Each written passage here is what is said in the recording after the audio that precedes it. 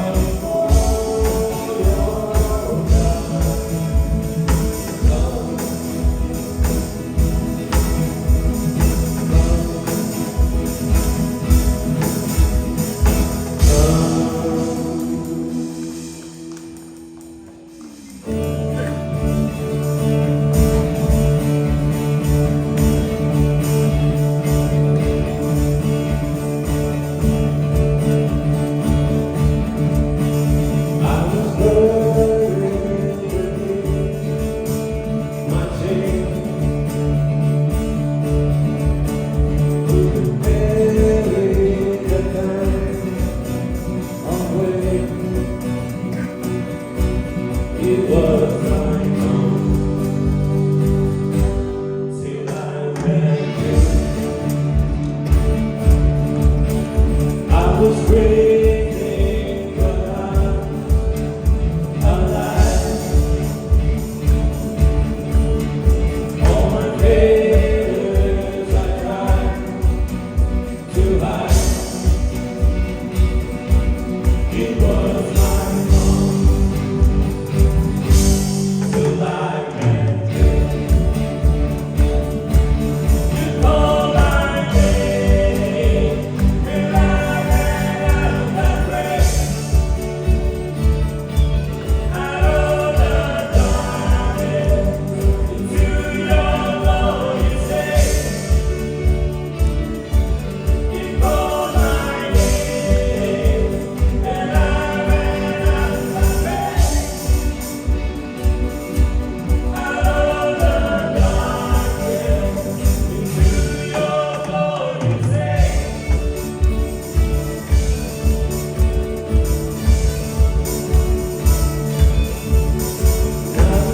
Nothing I say, my soul,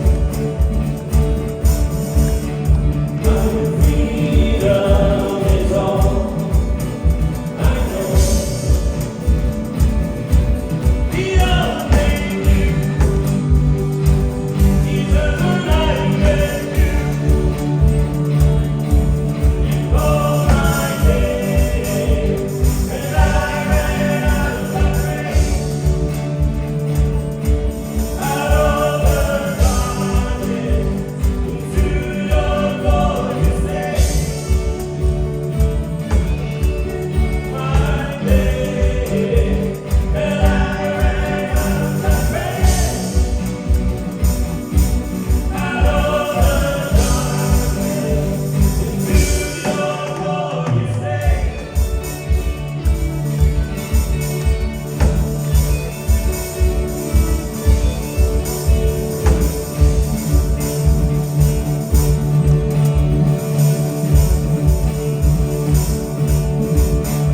Needed rescue, my sin was heavy. The chains break, I away, long gone away. I needed shelter, I wasn't orphan. Then you called me a citizen of heaven. When I was broken, you were a healer. Now your love is needed and breathing. I am future, my eyes are open. Was standing for my grace, and I ran out of that race. Out of the darkness, into your glorious day. You called my name, and I ran out of that race. Out of the darkness, into your glorious day.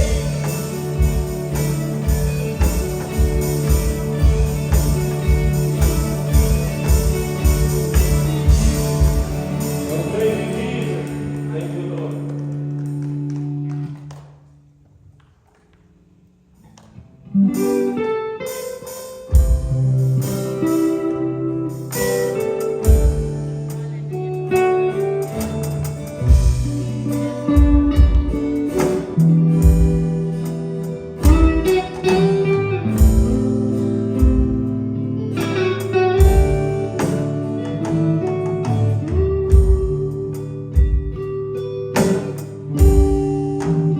You are the peace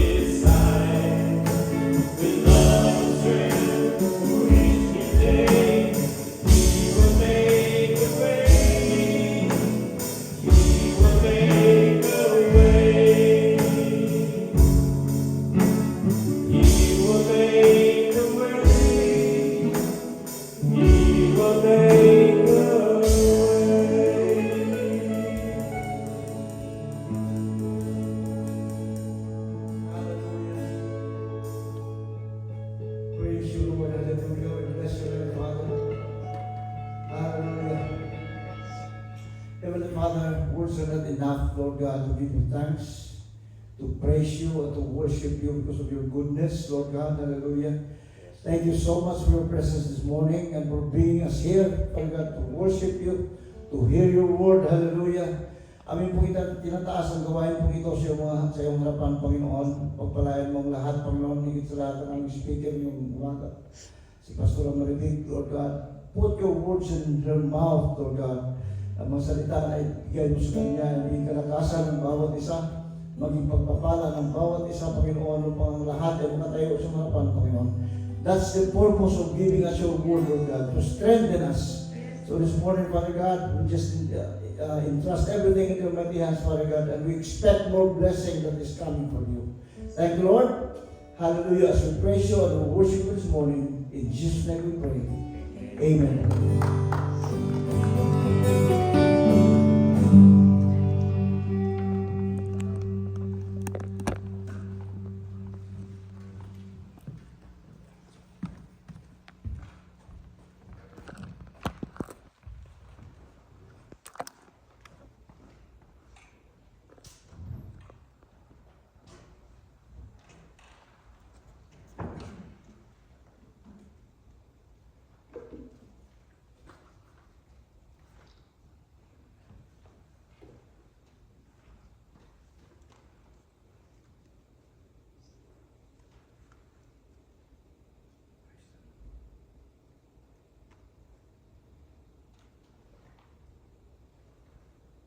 First reading is from Philippians 30. Proverbs.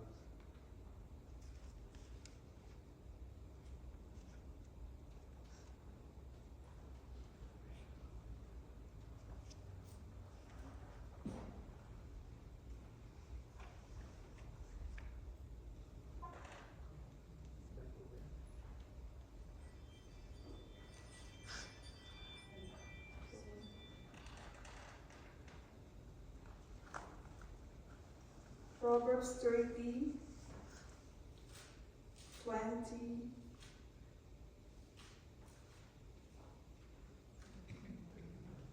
verse 31.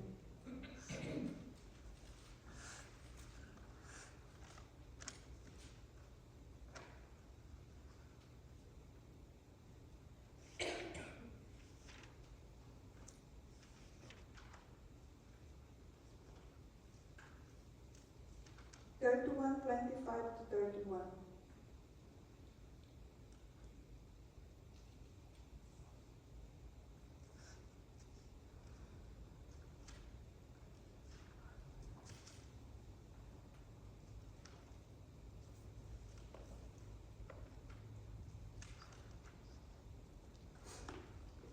Proverbs 31, 25 to 31. She is clothed with strength and dignity. She can laugh at the days to come. 26. She speaks with wisdom, and faithful instruction is on her tongue. 27. She watches over the ways of her household, and she does not eat bread in idleness. 28. Her children arise and her bless, her husband also, and he praises her. 29. Many women do noble things, but you surpass them all. 30. Charm is deceptive and beauty is fleeting, but a woman who fears the Lord is to be praised. 31. Give her of the fruit of her hands, and let her own work praise her in the gates.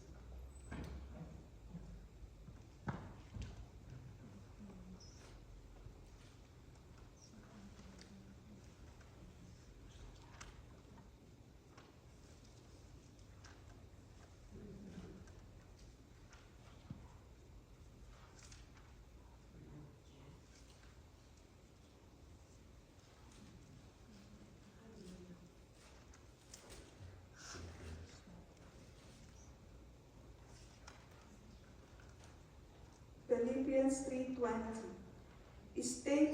State that believers' citizenship is in heaven, and they await a Savior from there, the Lord Jesus Christ.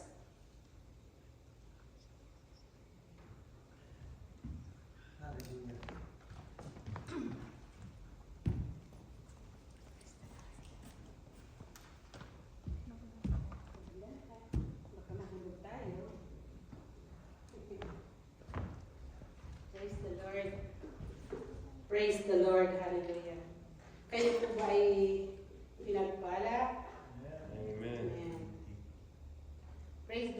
Actually po, itong preaching ko na to, this was the preaching that I prepared during Mother's Day. Pero nakiusap kasi ako kay Pastor kasi during our Mother's Day naka-attend si Albert. Sabi ko, Pastor, bihirang-bihira lang maka-attend si Brother Albert, so pwede bang ikaw muna mag-preach? And to God be the glory. Kaya ito po ay sayang naman kung hindi ko ma-preach. Amen. So, this will be a short preaching so we can give way to testimonies of our mga kapatiran natin. Siguro po, pag ako nag-preach, kasi ang aking mga preaching naman is an inspirational preaching, we will give way to our testimony. Alam niyo po, sa congregation, ang testimony is very important. We cannot give testimony kasi kapag tayo nakakarinig ng testimony, it is a tool for all of us to be encouraged. Whether good, kahit anumang testimony ang ibigay natin sa congregation, it serves as an encouragement for everyone. Kasi po kung ang mga testimony na pinapasalamatan natin ang Panginoon talaga, good or bad, ano man ang nangyari sa buhay natin, talagang iba kapag you give glory to the Lord kasi sa mga nangyayari sa buhay natin, di ba? He is our strength. Talagang He is the only reason. Sabi nga po sa Bible, God is enough for us. Amen? He's truly enough. Walang tayo nahanapin pa. Di ba? Pag pinag-usapan natin ang ating Panginoon, ayan, magiging emotional siguro ako. Bear with me. Okay, so yung ating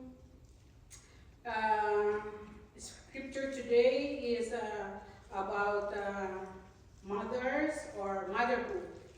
Sabi po dito, when we speak about motherhood, it is a calling. Amen? Calling talaga ang motherhood. Even Mary, kung mababasa natin sa book of Isaiah and book of Matthew, Mary has a highly calling. Diba? Pero iba naman yung pagkatawag kay Mary nung pinagbuntis niya si Jesus Christ. Iba din sa atin. Because when we talk about the calling of Mary, diba sabi po doon sa book of Isaiah and the book of Matthew, you will bear a child and give birth to a son and you will call him Emmanuel, which means God is with us.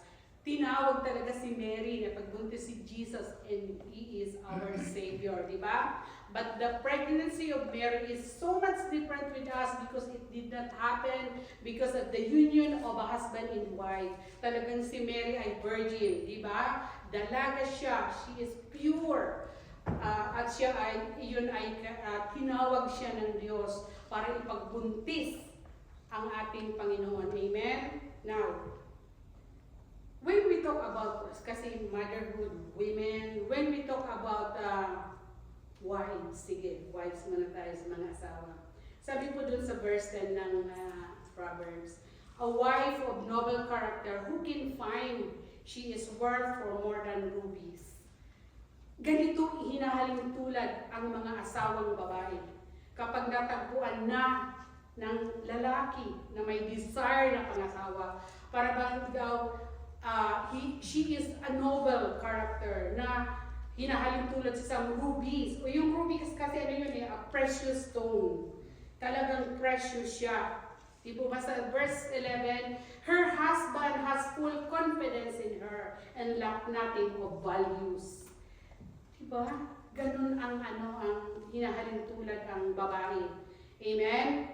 Kung baga, wala ka ng duda sa asawang lalaki kapag natagpuan mo ang iyong tinitibok ng puso, wala ka ng pagdududa. Amen?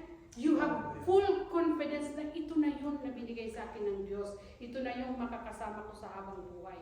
Ganun po pinipicture ang isang babae bilang ina ng tahanan. At sa verse 12, makikita natin dito, she brings him good, not harm all the days of her life. Talaga pong ang asawang babae ay kaagapay ng asawang lalaki. She brings him good. Kaya kumbaga, dapat talaga hindi na naghahanap ng iba ang asawang lalaki. Diba? Yun na yun. But because mamaya po ano natin yan, madadaanan. So, yun lang po, parang pahapyaw lamang sa mga babae bilang asawa sa kanilang mga anak na lalaki. Di po ba? So, mga dalaga dito, ganun pinipicture sa Biblia ang isang babae na mapapangasawa. Amen? Now, let's go back to our topic about motherhood. Sabi po dito, a mother who carry a child for 9 months is amazing. It is indeed a wonderful work of God. Amen? Ang isang ina, ang pagkakatawag ng isang ina na maging magulang ng isang anak is indeed an amazing, wonderful work of God. Amen? So, yung makikita po sa natin sa prayer ni David, doon po sa Psalms 139:13, ano po ang sabi dito ni David? You form my inmost being. You knit me together in my mother's womb. Amen? So the biology of a growing child, physically and psychologically, it starts and it happened in the mother's womb. Amen? Yung pag-create ng tao, diyan talaga sa womb ng isang ina. Amen? Ang hininga ng nanay ay nagiging hininga ng bata. Yung kinakain ng nanay, nagiging pagkain ng bata while she's growing or while that baby is growing in the womb of the mother. Amen? Emotional. Kaya nga po, ang isang buntis, kapag kayo po ay, di ba may mga ano yan, mga OB-GYN appointment, ang unang-unang sinasabi ng OB-GYN sa isang mother, don't be stressed. Take care of your child. Ang isang ina, kapag nagbubuntis, kung ano yung emotion na you are feeling, nakakapture yan ng bata sa loob ng sinapon. Kasi isa lang ang hininga nyo eh. Your breath is the breath of your baby. Kung ano yung nararamdaman mo, yun din ang nagtatranscend sa baby. Kaya nga po napaka-importante ng isang buntis na emotionally talaga sinusupport ng family or ng asawa. It is very crucial. It is very important. Amen po? Now, mother instinct. Are you familiar with it? Mother instinct, di ba? Naririnig na natin yan. Even when you don't see your child for a long time, pero pag nagkita kayo, talagang may connection na hindi nyo maipapaliwanag. Di po ba?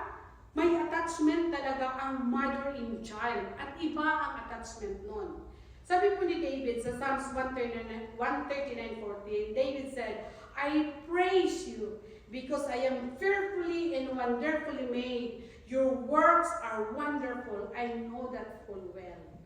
Talagang a confirmation that there is no such mistake about pregnancy. Alam niyo po, yung mga naririnig natin na, ay, bunga ito ng pagkakasala. Ay, bunga ito ng kapusukan. Ay, itong batang ito ay unwanted child. That is wrong.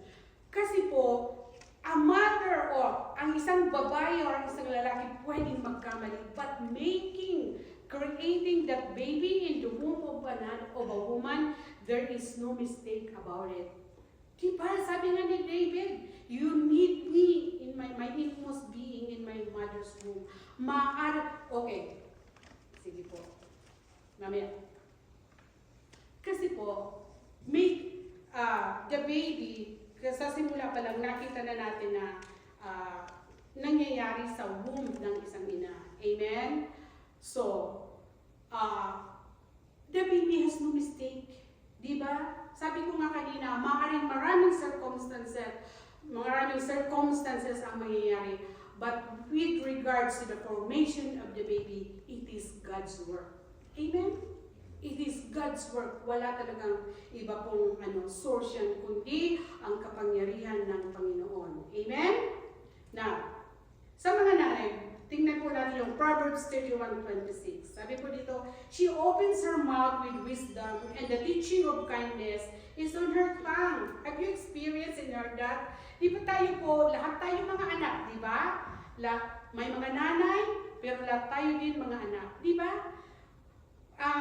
Habang lumalaki tayo, we experience that, Mama said this, Mama said that, Mama taught me that.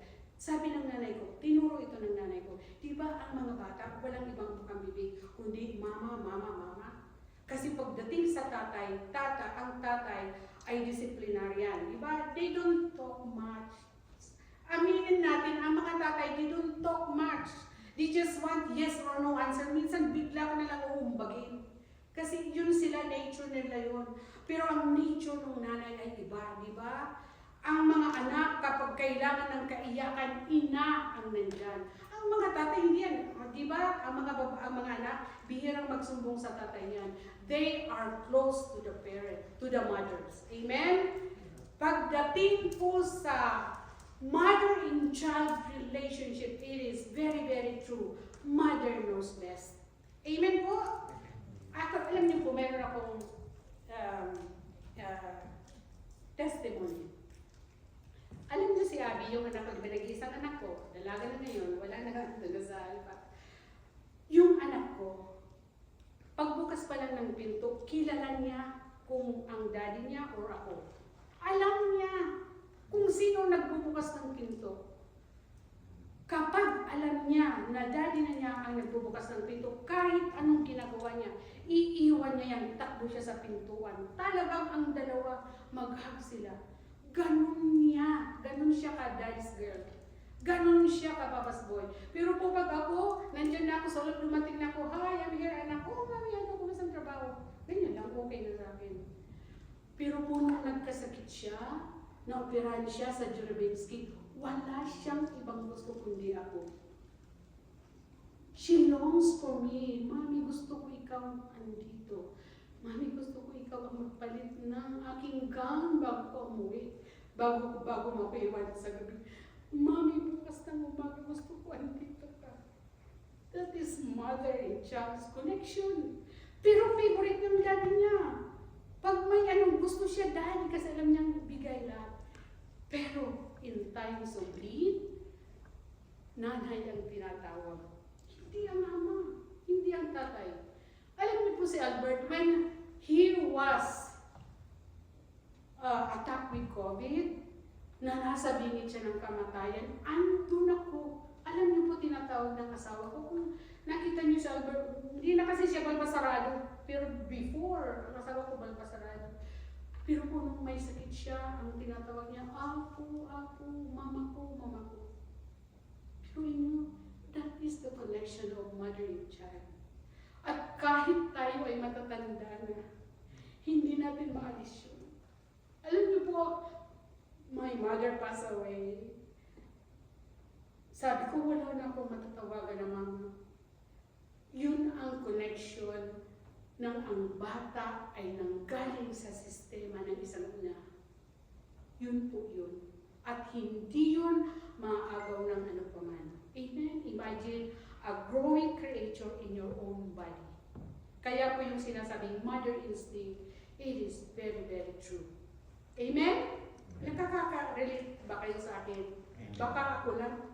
Grabe ka, emotional. Amen. So yun po sinasabi ko na mother instinct or mother knows best is very true. Totoo po yun. Kahit matatanda na tayo, kahit nandito na tayo sa Canada, yung magulang natin napakalayo, pero naalala, kahit may mga asawa, imagine nyo, kahit asawa mo katabi mo na, pag nasa ano ka, may sakit ka pala, ang maalala mo nanay, hindi yung asawa. Amen? Amen. Praise the Lord. Praise God. Happy po dito, Proverbs 31:25. She is clothed with strength and dignity. She can laugh at the days to come. Alam niyo po, kung testimony lamang ang pag-uusapan na ba sa mga mothers, siguro ba tayo naluwa dito. Alam niyo po, mayan, mga nakaka-relate kami. Si Ate Opel, grabe yung connection namin yan kasi before those days, kami pa dito. Ay, grabe. Alam niyo po, 2010, nandito na ako sa Canada. I was counseling and then sabi po ng isang anak na nasa Pilipinas, Mama, a home will never be a home without you. Please come home. Gaano kasakit sa nanay yun, na yung nanay nandito sa Canada, waiting for 4 to 6 years bago makuha ang PR. Kahit naman anong gusto mong malipad, hindi mo mapabibigyan ng anak mo, di ba? How can you do that? Kaya alam niyo po yung strength ng isang ina, hindi mo matatawaran. I don't think yung mga tatay ng tahanan kayang gawin to? I doubt it. Pero pagdating sa strength ng isang ina, di po ba pumunta tayo dito? Sige, ito na lang. Di ba pumunta tayo dito? We did not think for our husband kasi kung kami lang mag-asawa, okay na kami. We came here for our children. Di po ba? Tama ba po? We came here for them. And then when your child in the Philippines say, Mama, our home is not a home without you. What do you feel? Diba? Paano mo pagbibigyan yung isang anak na gano'n ang request na hindi siya buo kung wala ka. Tapos nandito ka, nag-aantay ka ng 4 years to 6 years bago mo makuha ang PR. Without the length of 4 years to 6 years, how do you survive? Kaya nga po talagang congratulations sa mga nanay na nakasurvive for that long years. And look at us now, our family is here. Diba? Andito na yung mga pamilya natin. Iniwan natin naglalaro. Ngayon dalaga at binata na. Those are the fruit of the labor, strength ng mga nanay. Na ako talaga, testimony ako dyan. Kami ni Ate Opel, testimony kami dyan, especially with Francis. Hindi pa nahanap si Francis. Sabi natin, let's pray. Kasi yung anak ko hindi pa nahanap, pinano na yata ng Yolanda. Di ba ate, those days? Grabe po, kaya sabi ko nga, Lord help me na pag binahagi ko itong preaching na to sa church, bumahaman ng luha. But ito ho ang babaunin natin mga nanay. Iba ang strength ng mga nanay. And we have to praise God for that. Amen? Amen. Now, praise the Lord. Proverbs, ito po yung word na sa mga bagong nanay. Wala kasi mga nanay dito na bago. Pero kahit na luma na tayo. Sabi po, ito dapat ang tinuturo natin sa mga anak natin. Proverbs 22:6, sabi po dito, train up a child in the way he should go, and when he is old, he will not depart from it. Kung ano yung ituturo mo sa anak mo, hanggang sa lumaki siya, dadalhin at dadalhin niya ang katuruan yun. Amen? Kaya importante na kung ano yung tinuturo natin sa mga anak natin, kasi kalalakihan nila yun. Amen? And we as mothers, or we as a parents, kailangan, siyempre po tayo ang mag-iisip natin ngayon, kailangan maka-Diyos. Unahin yung maka-Diyos na yun ang maituro natin sa mga anak natin. Not the worldly things. Especially now that we know where we are going. Di po ba? Napaka-importante sana sa mga nagsisimulang mga pamilya. Train your child, sabi ko dito, in the way he should go. And when he is old, he will not depart from it. Amen? Kung ano yung itinanim sa anak habang lumalaki, mariretain mo. Amen po ba? Amen. Amen. Praise the Lord. Now, importante din to. Is there any failures? Maraming failures. Amen? Ang pagiging motherhood, ang pagiging ina, pagiging magulang, maraming failures ang mga anak natin. Amen? Madaming failures ang pagdadaanan, and it is very, very important that in their failures, ang namumuna dapat na umaalalay ang mga magulang din. Amen? Ako ho, lagi kong sinasabi kay Abby, Abby anak, explore. Mag-explore ka, kasi kung ako lang po ang tatanungin, ayaw ko siyang mapalayo kasi mag-isa, di ba? Pero sabi ko, nung ako ay nananalangin sa Diyos na hindi ko siya mapigilan, no, Mommy, I'm going to Nova Scotia. I want to experience to be independent. Masakit. Ang tagal bago ko natanggap. Pero in my prayer, tama din naman. Let your children explore. Kailangan natin pakawalan ang mga anak natin kung gusto nilang matuto sa buhay. Amen? Because hindi habang panahon kasama nila tayo. And then I told her, sige anak, go, explore your life. Huwag mo lang kakalimutan ang Panginoon. And you have that with you already. Lagi ko pong sinasabi sa anak ko, mag-explore ka sa buhay, but never forget that you have God with you. Hindi ka nag-iisa. And everything that you are doing, acknowledge besides the Lord because He will be your guide. Kasi mag-isa ka. And if time comes na may failure ka, may struggle ka, marami kang pagkakamali, our house, our home is open for you. Kailangan po ganun tayo sa mga anak natin. Amen? Just like the example of the prodigal son, di po ba? Magkamali man ang mga anak natin, nandyan tayo open hand to welcome them. Amen? Amen po. Hallelujah. Now, malapit na tayo. Let's talk about failures. Kasi po, alam nyo, pag uwi ko kagabi, Pastor, sabi ko na, grabe yung Bible study natin kagabi. Let's talk about failures, testing, loss. I want to end my message today with assurance. Gusto ko pong umuwi tayo ngayon through this message na mapunta sa puso natin na mayroon tayong assurance. Baunin natin ang pangako at pag-asa na ito. Pag nilay-nilayan natin sa isang linggo na naman na tayo ay magtatrabaho, di po ba? Okay, alam niyo po, last week nagkaroon kami kasi magkakaibigan po, lagi kami nagsasalo-salo. Let us make time. Kasi puro tayo trabaho. Sabi ko, tara sa bahay. Nagsalo-salo po kami sa bahay. At kami po magkakaibigan talaga. Yan sorry Octea, I will say some of our residents. Meron po kami, pag nakikita-kita, we talk, we share experience, we laugh, punong-puno kami ng laughter, pero punong-puno din kami ng iyakan. Napakasarap po sa pakiramdam na you have a shoulder to cry on. Kaya ako din, lagi kong ini-encourage anak ko na you have to value your friends. Kasi we don't have family here in Canada. In times of nalulungkot kayo, have a shoulder to cry. You have somebody to tell your experiences.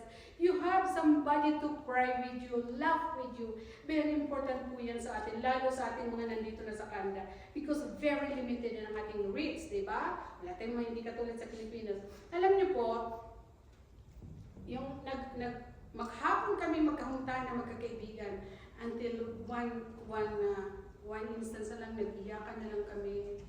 And then, may mga instance talaga sa buhay natin na magtatanong tayo na, bakit kaya nangyari ito? Sorry, okay, assure na. Sabi ng Mrs. Dotay, iniisip daw niya, sinishare daw niya na, bakit kaya yung nanay ko kinuha agad? Bakit kaya yung nanay ko? Sabi niya, maliit pa kami, ang aga pa para mawala, pero nawala na sa amin. Di ba po, may question ka na ganyan, why it's too soon? Na dapat inaalagaan pa sila, may karamay silang nanay habang lumalaki. Pero hindi nangyari yun. Nawala, namatay na, naiwan yung tatay. Kung iisipin niyo po, parang napaka-cruel naman, di ba? And now, kasi bakit po kami nag-iiyakan? Kasi di ba po sa mga nanay natin, ngayon na nakaluluwang-luwang na, ngayon na mayroon ka ng pagkakataon na maibalik naman yung success mo sa buhay, wala na. Di ba parang napakasakit? But alam niyo po sa Bible study na kapon, talagang another revelation came. It is always a test. May test talaga ang buhay natin. Kanya-kanya tayong test, depende na lang paano natin tatanggapin ang test sa buhay natin. Napakarami nating testing. Sabi ko nga, alam mo, hindi ko man masagot si Sister Jotay na, ewan ko, hindi ko rin masagot yan. Bakit nawala agad ang mama mo na maliit pa kayo? Di po ba? Pero, andun tayo sa stage palagi na, whatever is the past, Lord, salamat. Dahil nakarating na kami sa stage ng buhay. Now we can still praise you, we can still thank you, we can still give you praise. Kasi buhay pa tayo. Amen po ba? Yun po yun. So, si Brad Robin, nakarnap, diba? Yung Bible study nga namin kahapon. Punong-puno tayo ng test. Parang nalungkot ako doon sa sinabi ni Pastor Capo na tayo daw ay hindi tayo nabuhay para maging komportable. Pero nabuhay pala tayo para maging uncomfortable, o yung pastor? Oo, pero totoo. Kasi po, ang testing ay hindi siya masarap. At yun ang gusto ng Diyos sa atin. Bakit? Kasi doon tayo hinuhubog niya. Di po ba? Patungo tayo doon sa Christ-like appearing. Paano tayo makakarating doon kung nandyan tayo sa comfort natin? We have to experience testing and discomfort, trials, persecution, tribulation, in order for us to realize that, oh nga pala, wala tayong iba. Wala tayong ibang source kundi ang Panginoon.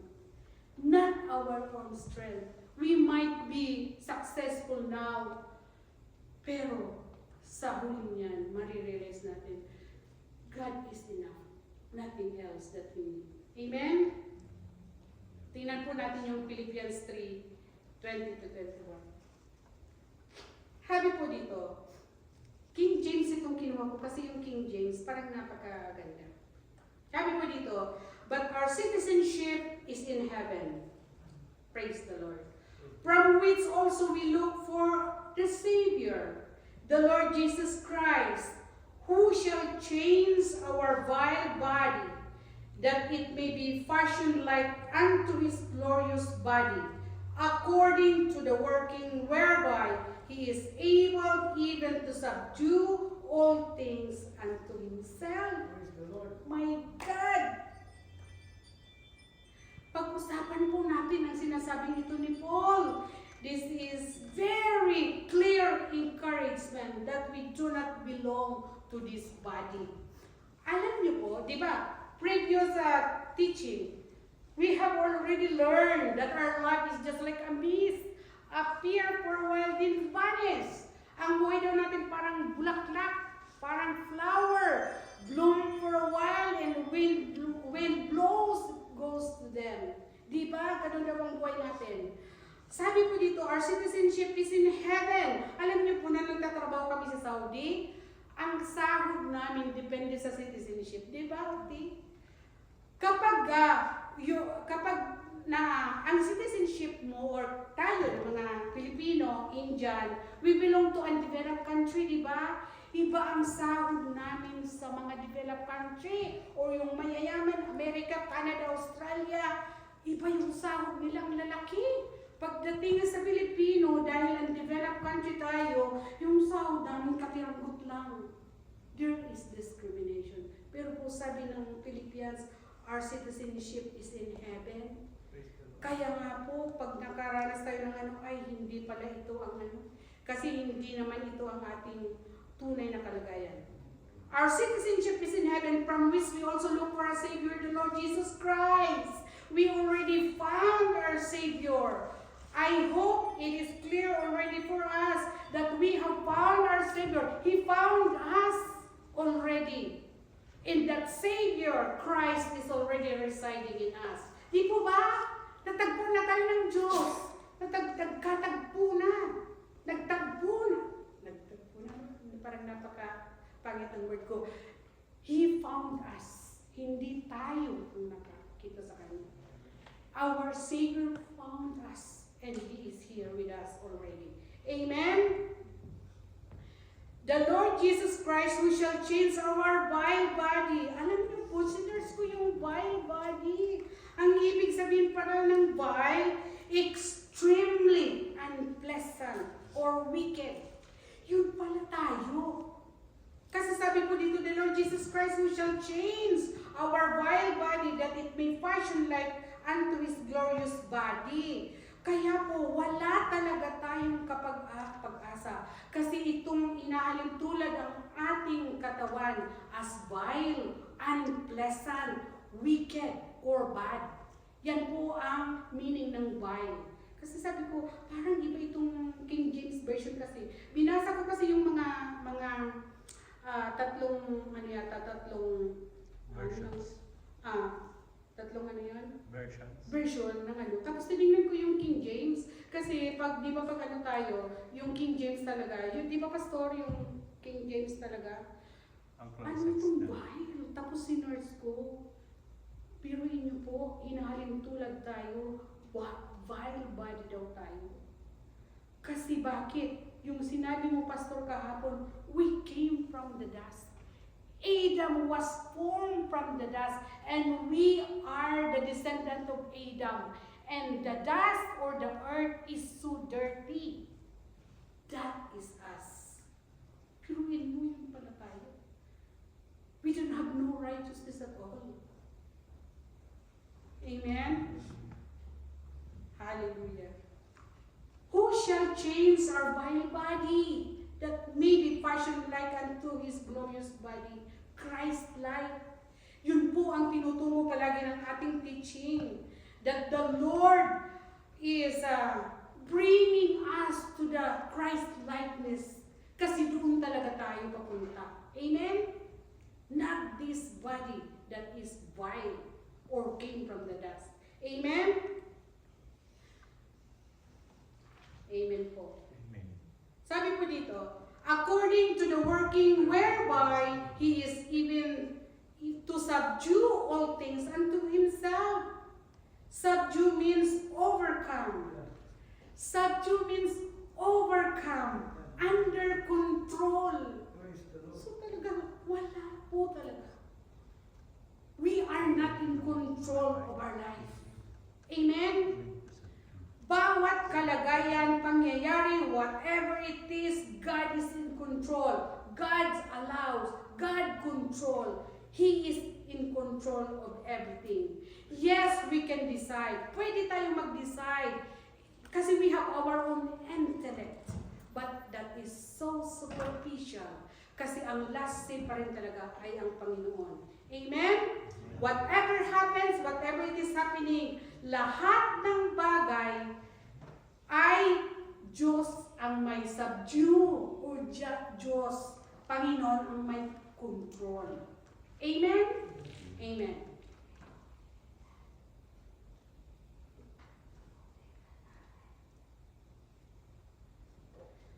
Hallelujah. Praise the Lord.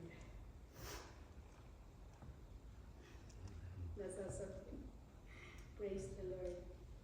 Kahapon po nag-usap ko kami ni Sister Jo, itong ating human nature, diba? And it is very true. Kapag tayo po ay nagbabasa ng Bible, when we share together about the Lord, di po ba parang napakasarap pag-usapan ng Diyos? Pero after sometimes, wala na naman. Wala na naman. Sabi namin ni Sister Jo, trabaho tayo ng trabaho. Kailangan talagang ang Panginoon ang nagano sa atin. He takes care of our health habang nagtatrabaho. Pinapasalamatan ng, kasi na-identify natin, salamat Panginoon, because you take care of me, you take care of us while working. Pero pag after 1 hour na naman, ay ang dami kong pera, parang gusto kong bumili ng ganito. Diba? Balik tayo sa human nature natin. Balik tayo sa human nature natin, di ba? Napaka-obvious po niyan. Amen po? Sabi po dito, amen. So, paano na? Paano na tayo? Anong gagawin natin? Praise the Lord. Sabi po ni Paul, our citizenship is in heaven, di ba? Ang may subdue ng vile body na ito, ng ating mga karakter, ay ang Panginoon. So, paano na? Anong gagawin natin? Basahin po natin sa Matthew 6:33. Sabi po dito, but seek ye first the kingdom of God and His righteousness, and all these things shall be added unto you. Praise the Lord. Napakasimpleng basahin, di ba? It is so simple to read this verse. But seek ye first the kingdom of God in all His righteousness, and everything, and all these things shall be added unto you. Pero po, how many of us seek God's kingdoms first? How many of us at least remember God in the beginning of the day? Di ba? Ilan? Diba? Seeking God's kingdom first and His righteousness will lead us, protect us, to choose between evil and good. Kasi yun lang talaga eh. Kapag sinig mo yung presence ng Panginoon, it will lead us at least to identify what is evil and what is good. Amen? Kasi kung sarili lang natin, ang ating mga plano is so, ano bang tawag doon? Saliwa. Saliwa, tama ba yun? Saliwa, kasi nga sa human nature natin. Amen? At dahil nga we are wild person, there is no righteousness in us. In order to choose right things, we have to be connected with God who is righteous. Kaya nga, seek ye first the kingdom of God and all His righteousness. Diba? Then only and only we will be guided. Because every day we have so many choices. Amen? Ang dami po nating dapat i-choice sa araw-araw. But if we do not seek the kingdom, the presence of the Lord in the day, paano na? Paano na tayo? Amen? Baka nga hindi na natin naalala ang Panginoon dahil napaka-komportable na natin. Di po ba? Amen? Yes. We are grieving the presence of God na nandito lang, araw-araw nag-antay sa atin. Amen? Di ba? Sabi na, we have the presence of the Lord. Diyan na eh. But are we at least remembering Him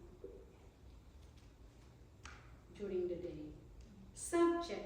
I will end my message here. Self-check po tayo. Right now. And mind you, it will touch your ego. Kapag pinapili tayo, kapag pinapili ka, let's go to Bible study. The other side, let's go to the party. 100% pipiliin mo yung party. Not the Bible study. It touches our ego, right? But it's true. Kasi po, kapag pinag-usapan ang Panginoon, hindi siya boring yun. Diba?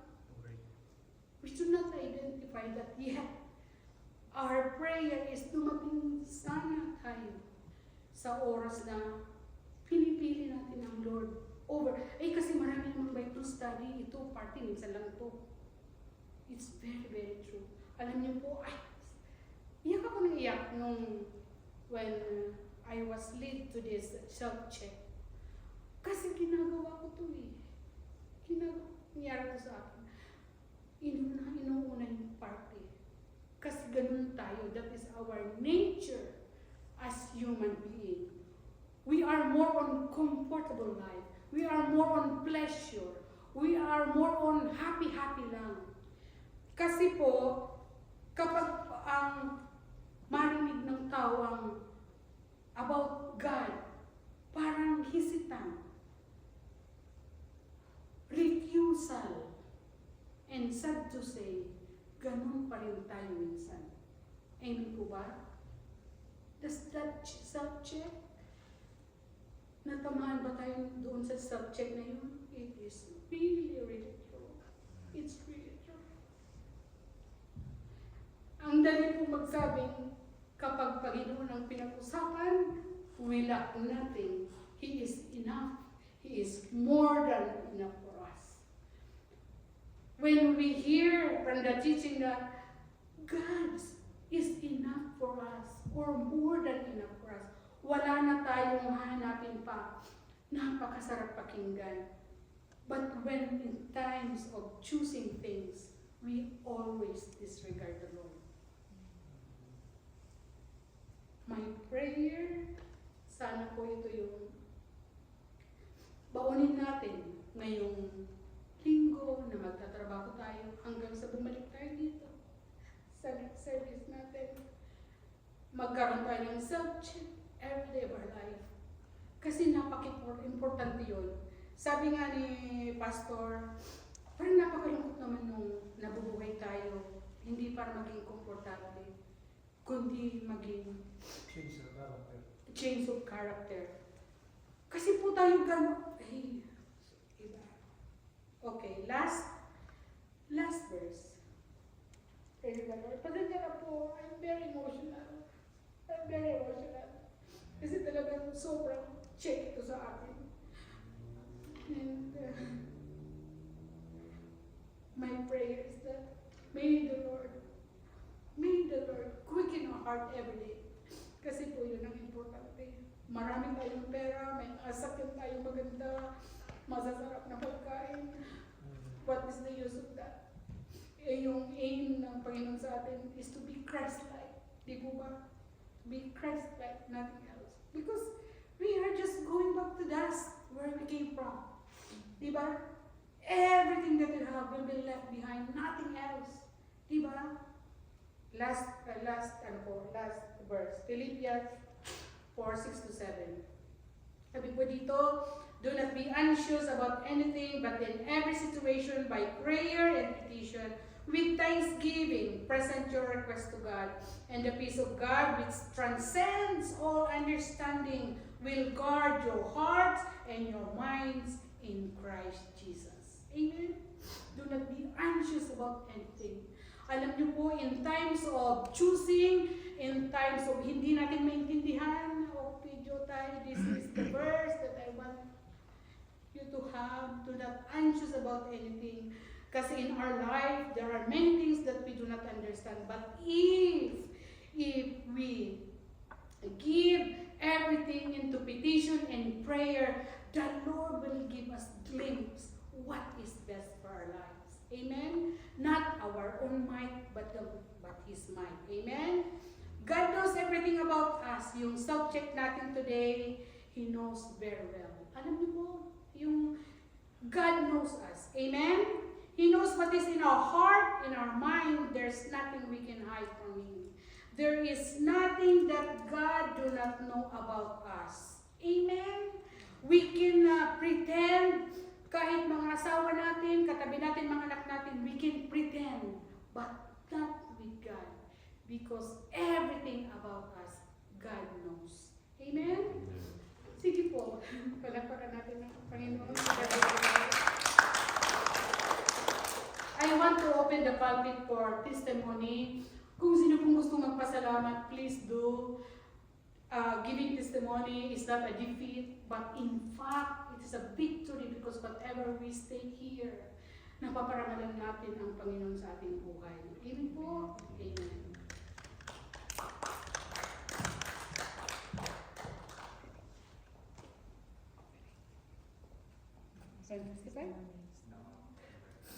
You want this plan? Sige po, pakinggan natin si Sister Jota.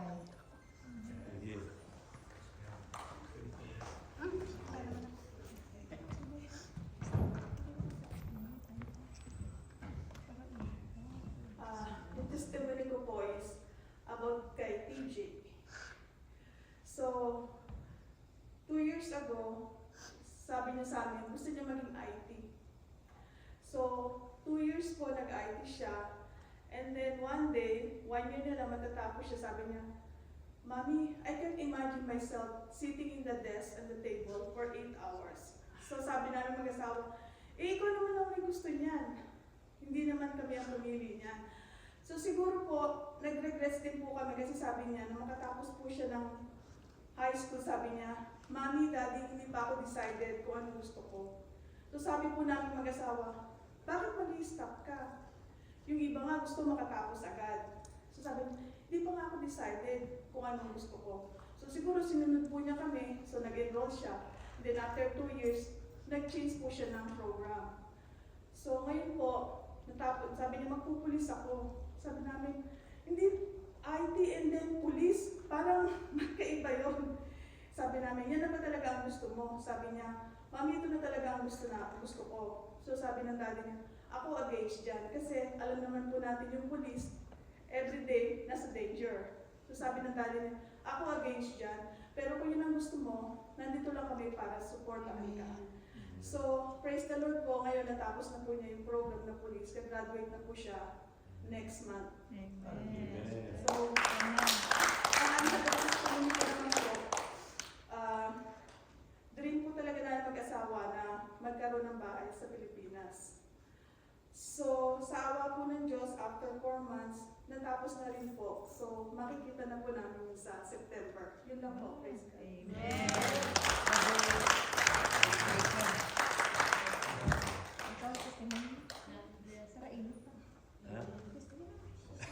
Kaya, Brother Pin, Yeah. yung mga nakarangap na.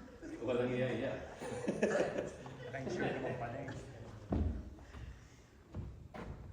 Naka-record kasi ito. Hindi.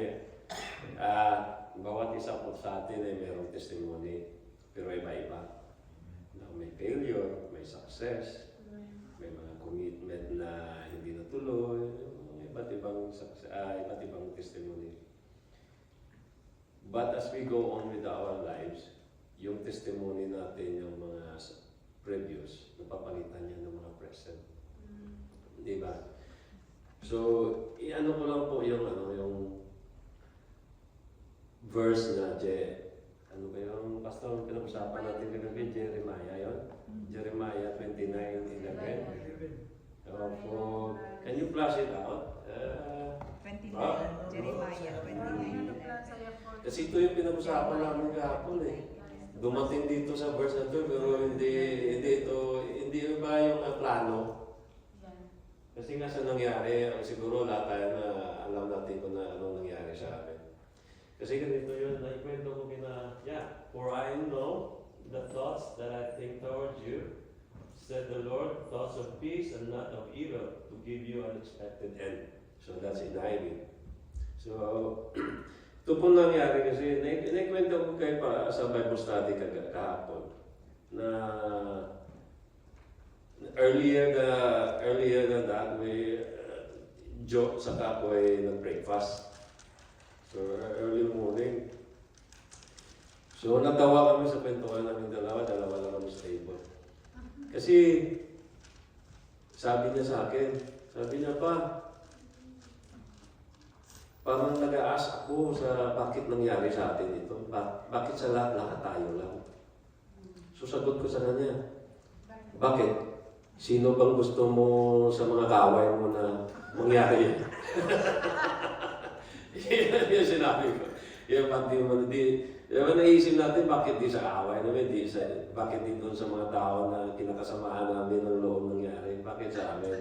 Di ba? Parang gano'n, nagtawa na kami. Sabi ko, tawa siya sa akin. Sabi ko, di mo ba alam na ang lahat ng nangyayari sa ating buhay natin, whether good or bad, may purpose ang Panginoon doon. May purpose. Kasi hindi mo yan mararanasan kung hindi yan inalaw ng Panginoon. Kasi every day in our lives, meron niyang kaaway. Naghahanap lang yan. Naghahanap lang yan ng kunting butas para tayo ay i-down. Para tayo ay bigyan ng trial. So yung ibang trial, hindi na-allow ng Panginoon. Pinaprotektahan tayo. Yung iba, ina-allow niya just to discipline us. Sabi nga ni Pastora lagi kanina, yun ang pinag-usapan din namin ni Pastor na nabigla ko sa sinabi ni Pastor, pero nabuha ko, nag-agree ako. Sabi niya, alam mo ba bro na ang Panginoon hindi gusto na tayo maging masaya? Sabi ko, napatulala ako. Parang gusto ko mag-disagree ni Pastor, pero inano ni Pastor, tinulong niya. Ang gusto ng Panginoon sa atin is to change character. Amen. Because nasasabi yun sa yung naalala kong verse, kasi sa Bible sinabi ng Panginoon, be holy because I am holy. Hindi niya sinabi niya, be happy because I am happy. Di ba? Sinabi ng Panginoon dyan. So yung nangyari sa amin ni Joe, mabalik tayo doon, testing ito sa amin eh. Sabi ko nga sa isip ko, habang kumakain namin, wala pa dito sa kamalingkingan. Ang pagsubok namin ngayon, wala nga ito sa kamalingkingan ng sinapit namin noon. sa buhay namin, mas grabe dyan ang pagsubok na namin. Sabi ko, ito, ano lang to bagay lang ito Although na masakit, at saka nakaka-stress, lalo na pag nakita mo sa video na kung paano ninakaw sa sakyan mo. Tapos pinaghirapan ko yun, 2022, instead of 6 years, in a span of 2 years na na paid off ko. Tapos wala na kami problema, bahay lang, yun lang. Wala kami utang, yun lang, bahay lang. Ngayon, balik na naman kami sa ulo. Dahil mapipilitan talaga kami na kukuha ng sasakyan dahil ang gamit ko lang is van. Tapos yung sasakyan na yun is talagang hindi gamit. Dahil ang ginagamit ko palagi yung working van ko. So medyo nakakapanginayang pero hindi ako, ang pakiramdam ko noon ng kami nasa pagsubok ni Joe, hindi ko naramdaman niya yun. Hindi ko naramdaman ang sakit. Medyo stress lang ako kasi ang protection. Hindi doon sa island na nawala, kundi ang protection. Kasi kailangan kong i-protect yung vicinity ko Kailangan kong gastusan yun para protection for the future. Kasi ang nangyari, ninakaw Friday, kinaumagahan, Sabado, nakita ko sa camera, sa video, na bumalik yung isa. Nag-survey sa bahay. So, na-report ko sa police yun. Tapos nag-asa ko sa police na to have visibility on that area. So, nag-ikot din sila. So, thank you sa mga police. Ngayon, ang nangyari sa akin, sabi ko kako, itong pagsubok na to, sabi ko kay Joe, pagsubok mo, bibiro mo, kung hindi ninakaw ng Panginoon yung sasakyan, bibiro mo, baka nakasakay tayo doon, tapos naksidente. Di ba? Naksidente, tapos palitan ng bago. Sabi ko, may mga purpose yan. Kasi, yun nga sabi ko kako, yung mga kaibigan ko sa trabaho, saka mga kakilala ko na nakakita sa Facebook, ang sabi nila, I'm sorry for to what happened to your car, it's really brutal. Sabi nila, brutal daw. Pero di nila alam, deep inside, gumagano'n ako, yeah! Kasi mapalitan ng bago. Under insured kasi yun. Insured yun Pero hindi ko pa alam kung magkano. Yan ang kwento.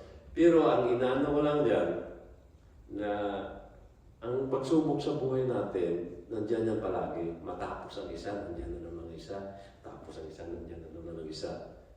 Pero kung wala ito, wala yan, hindi tayo Kristiyano.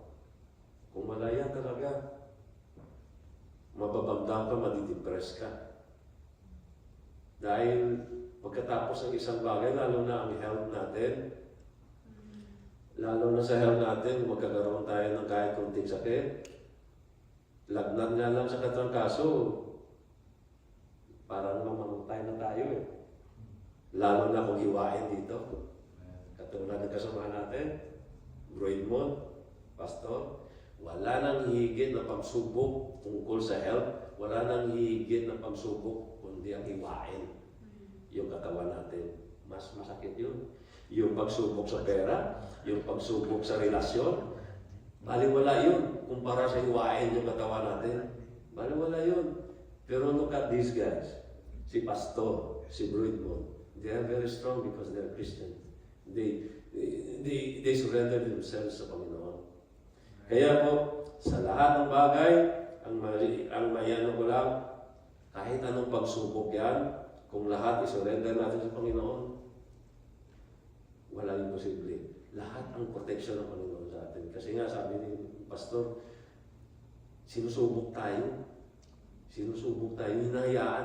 Actually, ang Panginoon hindi nagsusubok sa atin. Hinahayaan niya lang na subukan tayo. Tulad na nangyari kay Job. Di ba?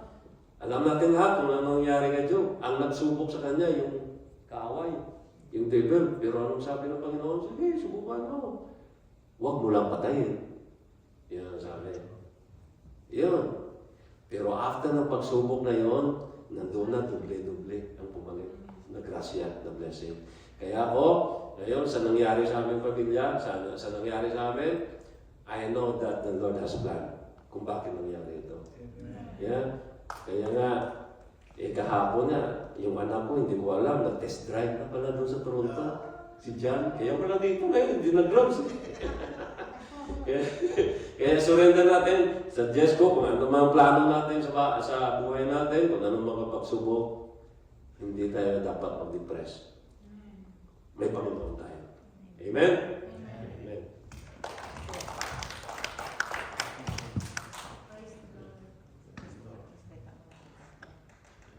Nais ko lang klaruhin yung ano kasi nabanggit ng dalawa yung baka ano yung iba. Yung aming Bible study kahapon kasi nagulat pala sila sa sinabi ko na ang Panginoon is not interested to make us happy. Kasi ang ating narinig palagi sa church, pag hindi ka happy, may kasalanan ka. Yun. Di ba? So, kailangan happy ka, kailangan materially blessed ka, kailangan nasa komportable kang buhay, yun ang kanang sukatan na ikaw'y pinagpala ng Diyos. Pero mali mga kapatid eh. I-plus mo ngayon, para lang ma-share natin din yung ating Bible study kapag Pastor ha. Amen. I-plus mo ngayon, 1 Peter chapter 1 verse 6, at saka James chapter 2 verse 1, chapter 1 verse 2. Kasi, iba yung mga tinatanggap at iba yung sinabi ng Biblia. Of course, ang ating susundin, kung ano sinabi ng Bible, hindi sinasabi ng mga pastor sa pulpito. Tingnan mo ngayon, 1 Peter chapter 1 verse 6. Sabi niya, King James wherein ye greatly rejoice, though now for a season. Bakit rejoice? Bakit kinakailangan, ang sabi dito, maging masaya ka kung mayroon ka mga pagsubok? Teka mo, wherein ye greatly rejoice, though now for a season if need be, ye are in heaviness through manifold trials and testing. Bakit ganon? Sa James, chapter 1 verse 2. Ganon din na sinabi ni James. Dalawa ito, magkaibang tao ang sumulat ng Bible. Parehas pagsubok ang pinag-usapan, pero sabi niya, count it all joy. Sa James chapter 1 verse 2. My brethren, count it all joy when you fall into various trials. Pero nakarating sa atin, pag nasa trial ka, ikaw ay kinas ng Panginoon. Di ba? Kaya sabi mo sa kanila, God is not interested to bring us comfort, to give us comfort, but to change our character. Of course, gusto siya maligaya ka. But you might be living on this earth happily, mga kapatid. If you're not knowing the goal of life, walang kapuluhan yung buhay mo yun. Kahit maligaya ka, you spend in this earth your entire life living happily, pero hindi mo alam yung goal of life. Yan ang sikreto mga kapatid eh. At marami ang hindi nakakalam yan. Hallelujah. Kasi ang goal ng Panginoon sa atin mga kapatid is not to make you happy. Baka magulang ka, ha? Bakit pastor? Ang aming narinig mula sa pulpito, kailangan happy ka. Ang gusto ng Panginoon, hindi lang maging happy ka, kundi maging huli ka. Bakit huli? Sapagkat yun yung goal of life natin mga kapatid. Remember that we're created in the image and likeness of God. That is our end product. Maging image ka talaga ng Panginoon. Kaya nagulat siya. Gusto ko kasi mag-react. Pero nung tinuloy ko, hindi naman, ano ba ang Panginoon? Para bang sadista ang Panginoon na gusto niya na maging marungkot ka? Hindi. Pero kung ang buhay mo, hindi mo alam yung goal of life, akala mo nitong maging maligaya ka lang dito sa mundong ito, mga kapatid, dahil materially blessed ka, prosperous ka, may sasakyan ka, di ba bro? Alam nyo, ito tandaan nyo mga kapatid, it is hard to identify sa mga trials na darating sa atin, kasama yung comfort of life. Hindi mo alam na yung comfort of life na nararanasan mo, trials pala yun. Paano mo hinandal yung comfort of life yun? Mayroon ka sasakyan, mayroon kang bahay, mayroon kang mga anak na nakatapos ng pag-aaral. Paano ma-handle? Hindi mo alam na testing pala yun. Sapagkat hindi ito yung buhay natin mga kapatid. Hindi talaga ito ang buhay natin. Ang buhay natin mga kapatid ay sa Diyos. Sapagkat hindi tayo nakarating sa mundong ito kung walang Diyos. Siya ang may balak, siya ang may plano, siya ang may panukala mga kapatid. Let us make man in our image. Yun yung panukala, yun yung goal. Maalala ko ito, last na bitaw ko sa inyo mga kapatid. Yung sinabi ni Eckhart Tolle, isang sage na Indian. Sabi niya, the secret of life or the goal of life is to die before you die. Grabe. Mamatay ka, bago ka mamatay. Hallelujah. Pero ang dugtong niya, the secret of life or the goal of life is to die before you die. And you will find that there is no death. Wala palang kamatayan. Hallelujah. Pero ano itong mga kamatayan sinasabi niya? Na ang sikreto ng buhay kailan mamatay ka, bago ka mamatay. Yun yung sinabi ko, bro, yung pag sinubo ka na pa, kasi ang alam natin sa kamatayan, mamatay ka, ito ka sa paghinga. Hindi. Marunong kang sumurinder sa Panginoon through trials and testing, mga kapatid. Amen. Bigay mo sa Panginoon lahat. Makita mo na ang buhay pa lang ito ay nagpapatuloy. Ang buhay pa lang ito ay walang kamatayan. Sapagkat grabe yung lalim kanina, Pastora, yung mga verse na ginamit. Naku, hindi talaga aksidente yun. Nagkatugma-tugma yung mga verse doon. Psalm 39, verse 13 and 14. Philippians 33, verse 20. Napakasarap. Hallelujah. Tingnan niyo mga kapatid. Tingnan niyo sa mata sa Espiritu. Sapagkat mayroong ginawa Panginoon siya sa mga bersikulo. Hallelujah. Mayroon. Tingnan ninyo. Kayo mismo tumuklas doon. Psalms 139 verse 13 and 14 yung pinaras kanina ng Pastora. At sa Philippians chapter 3 verse 20. Yung sinabi doon, our citizenship is in heaven right now. Amen. Ngayon, from there nga eh. Ang ginamit doon, from there. So your citizenship now is in heaven. Pero bakit, Pastor, nandito mo sa salibutan? Hindi mo kasi alam mga kapatid. Yung sinabi doon sa 39 verse 13 and 14. Na ang Panginoon na nag-create sa iyong innermost being. Your innermost being, mga kapatid, your inner man is created by God. Sabi niya, nakita mo yung aking katawan na wala pang forma, sabi niya, pero nandoon ako. Yung katawan mo wala pang forma, yung frame mo wala pang forma, pero nandoon na siya, mga kapatid. Sapagkat He was created in the image and likeness of God. Hallelujah. At ang sabi doon sa Philippians chapter 3, our citizenship is in heaven. Is ang ginamit, mga kapatid. Right now. And from there, we wait for the Savior who will change our holy body. Mga kapatid, yung changing transformation of our body, hindi mangyayari sa liputan ito. What I mean, hindi mangyayari, mga kapatid ko, ang pagkaisipan mo, makasaliputan, makalaman pa rin. Pero kung you will consider yourself as living in before God now in heaven, hindi lugar. Amen. Hallelujah. Baka hindi nyo kumunawaan mo, kapatid. Ngayon, kinakailangan mamuhay ka dyan sa Espiritu. Kasi yung heaven na sinabi doon, spiritual yun. Amen. Mamuhay ka sa Espiritu. At dyan sa kalagayan niya, na sa spiritual ka na kalagayan, hintayin mo yung iyong tagapagligtas na siyang babago ng lowly body mo. Yung buhay mo, yung katawan mo. Di ba sinabi niya, Pastor, na He is able to subject everything. Subjector siya sa lahat ng bagay. Walang tao manatiling tao pa rin na makalaman, mga kapatid, sa harapan ng Panginoon. Sapagkat able ang ating Panginoon na i-change ang lahat ng tao. Ang lahat ng tao talaga babaguhin ng Panginoon. Walang isa man sa atin, mga kapatid, hindi baguhin ng Panginoon. Yan ang ating panghawakan, mga kapatid. Yan ang ating panghawakan. Kaya ito kinikailangan yung trials and testing. Trials and testing. Why? Because God is interested to change our character into the likeness of the character of Christ. Yun. Hanggang hindi tayo makarating doon. Naku po, walang saysay itong buhay na ito.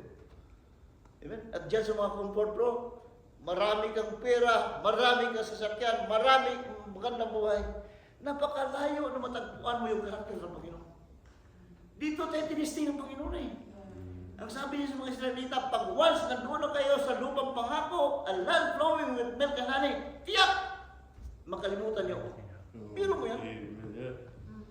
Biro mo yan. Pag nasa prosperous life ka, ang tendency pala doon, kalimutan mo Diyos. Kaya dyan sa comfort, napakahirap i-identify na trials pala yan. Sapagkat yung ating narinig mula sa church, ikaw ay kinakailangan mamuhay na komportable buhay. Pag hindi komportable yung buhay mo, may kasalanan ka. Mag-repent kami for God sapagkat may kasalanan ka. Ang Diyos ay kinakas ka ng Panginoon. Yan ang ating narinig. Pero sabi niya, greatly rejoice. Count it all joy. Kung mayroon kang mga pagsubok na gano'n, sapagkat worthy ka pala sa harapan ng Panginoon, sinubok ka ng Panginoon. Amen po mga kapatid. So, salamat sa Panginoon. Salamat sa anak ni Sister Jutay na kasama natin yun. Kanina pagpasok ni bro, kanina, sino? Hindi Hindi na namin kilala eh. Ang laki na. Kilala. Sabi ko, uy. Pero salamat po, salamat sa privilege mo. Salamat na kasama ka namin yun. Alam mo, ako'y dating sundalo rin. Ako'y dating sundalo. Sundalo ko sa Pilipinas. Pulis ka kasi. Kaya may relasyon yun. Ating gustong buhay. Kaya lang medyo nataliwas ako klaseng buhay ng sundalo ko. Naging nakuha ko. Martial law eh. Panahon ni Marcos kasi noon. Martial law ko nung maging sundalo ko. Kaya naapektuhan ako sa kalagayan noon. Sama ng kalagayan. Nakulong. Pagkatapos nakulong, salamat sa Panginoon doon sa kulungan. Kilala ko Panginoon. Praise the Lord. Hallelujah. Salamat sa Panginoon mga kapatid. Thank you, Lord. Hallelujah. Sino ang sunod?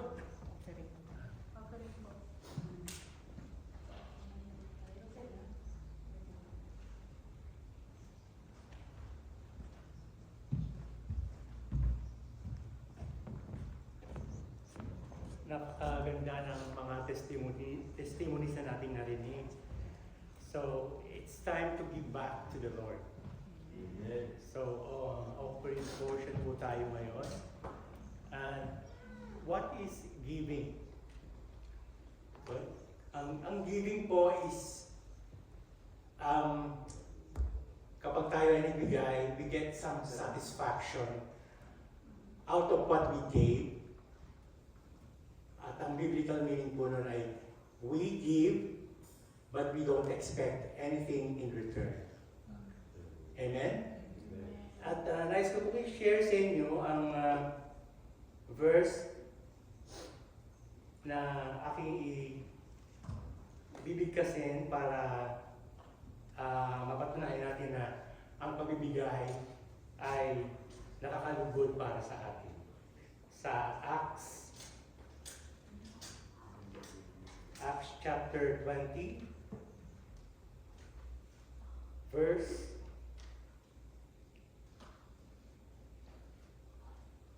35. In everything I did, I showed you that by this kind of hard work, we must help the weak, remembering the words the Lord Jesus Himself said. So, it's the Lord Jesus Himself said. Dito sa Bible, naka-red mark siya. It is more blessed to give than to receive. Amen? At tayo po ay nagbibigay, hindi po para sa mga miyembro ng ating iglesia, but para sa buong body ng Panginoon. At ang sabi dito nga I showed you that I showed you, but by this kind of hard work, we must help the weak. Hindi po tayo ang weak dito. Ang weak ay ang sinasabi ng Bibliang ito ay ang ating financial situation. So dahil po konti tayo, konti ang nakakapag-abot, but sa pagdaan ng panahon, tayo ay binibless ng Panginoon, tayo ay nagbibigay ng abot ng ating makakaya. At kung maaari, ito ay ating dagdagan upang tayo ay makaipon, upang ipang-maintain sa ating iglesia. Para sa pangangailangan ng iglesia, sa renta rito, at saka sa mga kagamitan sa music, and everything, etc. So, atin pong itaas ang ating offering at ibigay natin sa Panginoon ang may lugod sa ating puso. Ito'y ating ibigay sa kanyang harapan ng may kagalakan. Lord, here is our offering, and we praise you, O God, at maraming salamat po sa mga blessings na inyong binibigay, at kami po ay nalulugod ng palit ng aming mga offerings sa inyo. And we praise you, Lord. We glorify you in Jesus' name. Amen.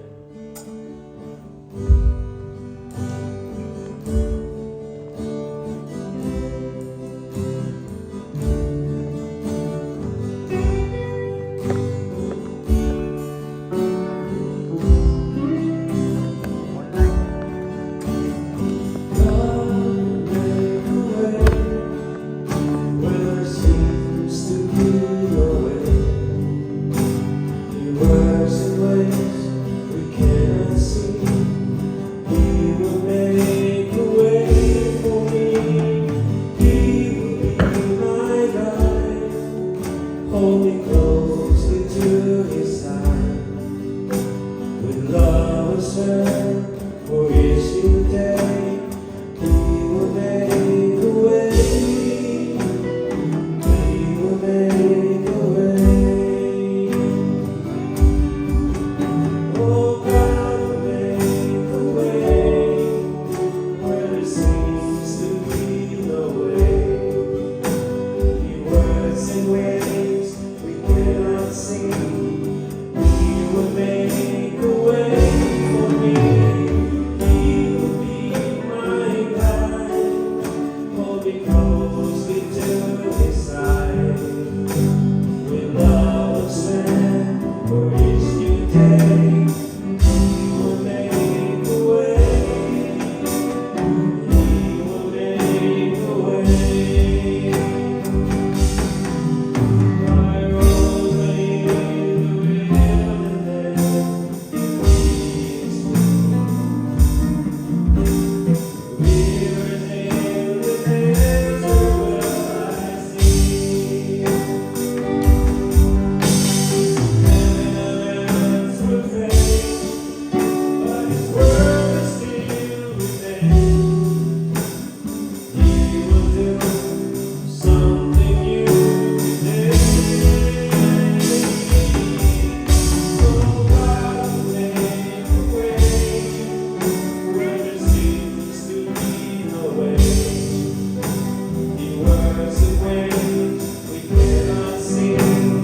He will make a way for me. He will be my guide.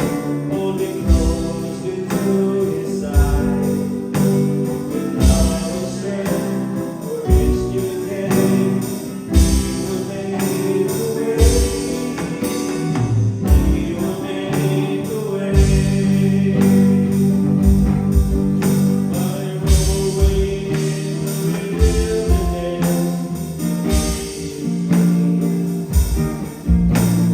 Rivers in the desert will I see. Heaven and earth will fade, but His word will still remain. He will do something new today.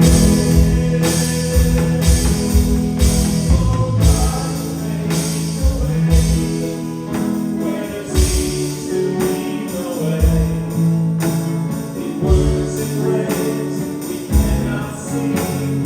He will make a way for me. Oh, He will be my guide. Hold me closely to His side. With love and strength for each new day, He will make a way. He will make a way. He will make a way. He will make a way.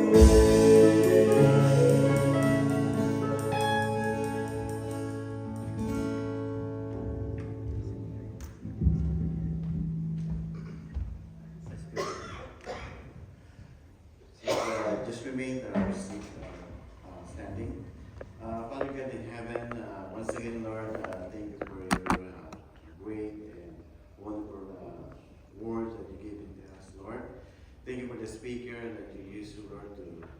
Pastor Maribik, Lord, and truly, Lord, that give her, Lord, that knowledge and wisdom na understanding from you, Lord. Bigyan niyo siya ng lakas sa patuloy ng pagtagan. Thank you po sa mga life na nag-testimony, Lord. Thank you for the word of God. Truly, Lord, that you said in your word, Psalms 119, verse 1-5, Lord, that your word is the lamp of our feet and the light of our path, Lord. Thank you, Lord, that alam po namin, Lord, na ang salita niyo siya nagbibigay sa ng katagan, patuloy, Lord, na saan ay nagbubukas sa aming mga kaisipan. Maraming salamat sa pagka tinutuwid niyo lahat ng mga landas na aming kaliguan. Tinatama niyo at binibigay niyo sa amin ang tunay na dapat namin gawin ng Lord. Maraming salamat sa salita na siya binibigay din po ng Pastor Gilbert, Lord. At po namin na ang bawat salita na matawid sa mga bawat liquid niyo, Panginoon, Lord. Dahil po namin na ito'y galing po sa inyo, Panginoon. Naway pagkadaluin niyo kami sa inyo sa aming salita, Panginoon. Nawang salita ulit niyo sa aming kaisipan, sa aming puso, Panginoon. Ito sa iyon ay meron kami kalakasan sa buong maghapon hanggang sa buong linggo, Lord. Another 2 weeks na magbalik dito, Panginoon. Patagin niyo kami, ingatan, Panginoon. Maging sa aming pansamantalang pag-iwalay, Panginoon. Bigyan niyo kami, Panginoon, ng gabay. Iwas na kami sa aming mga aksidente o sa Panginoon. Sa halip, ang iyong biyaya, ang kalakasan at bumala sa inyo, Diyos, ang siya nagbibigay sa amin. Gabayin niyo kami, Panginoon, at nawa, Panginoon, ano man mga bagay ng aming mga plano, nawa kayo po siya maging akdan ng lahat ng ito, Panginoon. Muli ang mga Panginoon, maraming salamat sa lahat ng ito, Diyos, at patuloy po yung salamat sa pangalan ng Kristo Jesus, at tayo yung pakisama ng Espiritu sa inyong pagkulihan, kadakilaan. Amen. Amen. Amen. Bless ba tayo? Amen, amen. Next service natin. Next service po natin is June 8. June 8. June 8 po, next service natin. And June 21, meron po tayong outdoor fellowship. That is our first summer outdoor fellowship. Pwede na rin kayo mag-practice doon. Doon po tayo sa McWestern. McWestern, dyan lang sa may Lime Ridge.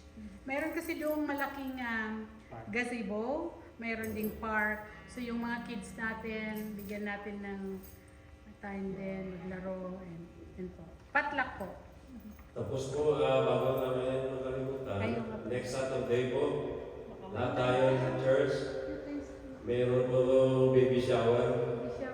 So mag-send po kami sa chat group natin, mag-send kami ng invitation. Lahat po tayo kung may kahit tayo punta tayo doon. 3:30 na send ko sis no. Ah. We can work naman tayo. Hindi sa may Doon sa Emmanuel Church, doon natin ano yun. Emmanuel Church yun, doon tayo mag-baby shower. Kasi dito sana yun, kaso lang baka masikip. 3:30. Yeah.